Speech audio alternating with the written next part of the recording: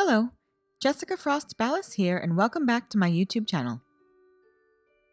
Today I'm sharing my very first mini Slimline card featuring a spooky ink blending combo and some Halloween stamps and dies from Honeybee Stamps.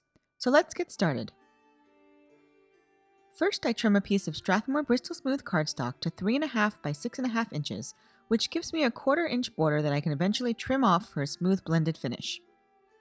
The largest mini Slimline die is 3 by 6 inches and gives me a nice sized canvas to create my spooky scene.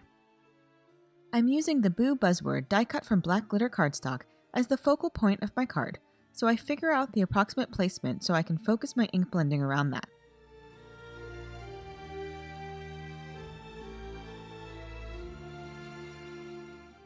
I blend Twisted Citron Distress Oxide ink behind where the Boo sentiment will be, and then blend it out with peacock feathers and black soot. You can find more of my blending tips and tricks in the video linked above. I've never actually created a mini slim card before, and I was a little anxious about fitting the entire scene into a smaller area, but I find that I really like the size. I do enjoy creating a full-size slimline card with lots of images, but this size is kind of fun too. You can easily create an impactful card quickly without needing a ton of images and elements. I also like that you get more of the impact of the vertical space than you would with a traditional A2 sized card. I'd love to know if you've tried mini slimline cards yet, and if so, which do you prefer? Full-size slims, mini slims, or traditional A2 cards? Anyway, back to the ink blending. I love this combo for a Halloween scene. The shade that Twisted Citron and Peacock Feathers creates when blended together is this great poisonous looking green, and Peacock Feathers and Black Soot create this spooky blue-gray shade. I go back and forth between the colors until I have a smooth blend. Then I set the panel aside to dry completely.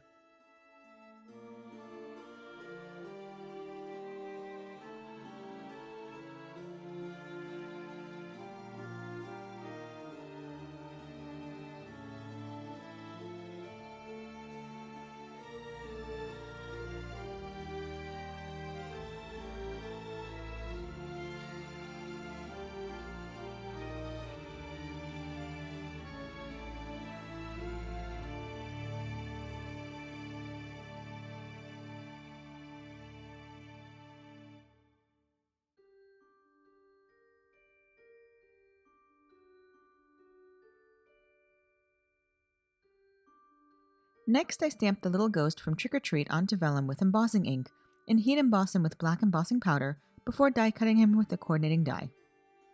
I also die cut the tree from Trick or Treat.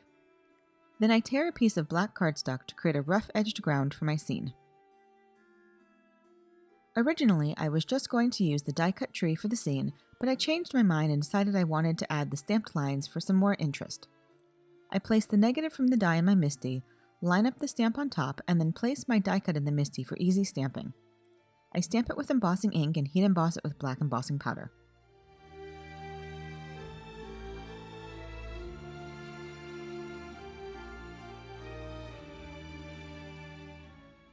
Then I stamp the rest of the sentiment from Trick or Treat onto the ground with embossing ink and heat emboss it with a white embossing powder.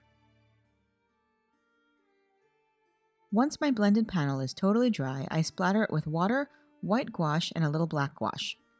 I let it dry completely between each splatter. I use a larger paintbrush for the white gouache and a tiny stiff brush for the black.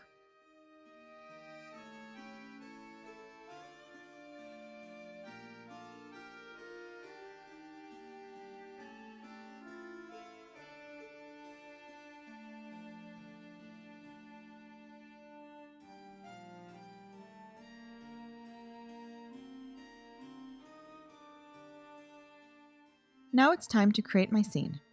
I adhere the ground and trim off the excess. Then I add my tree and kind of fit the Boo sentiment around the branches of the tree.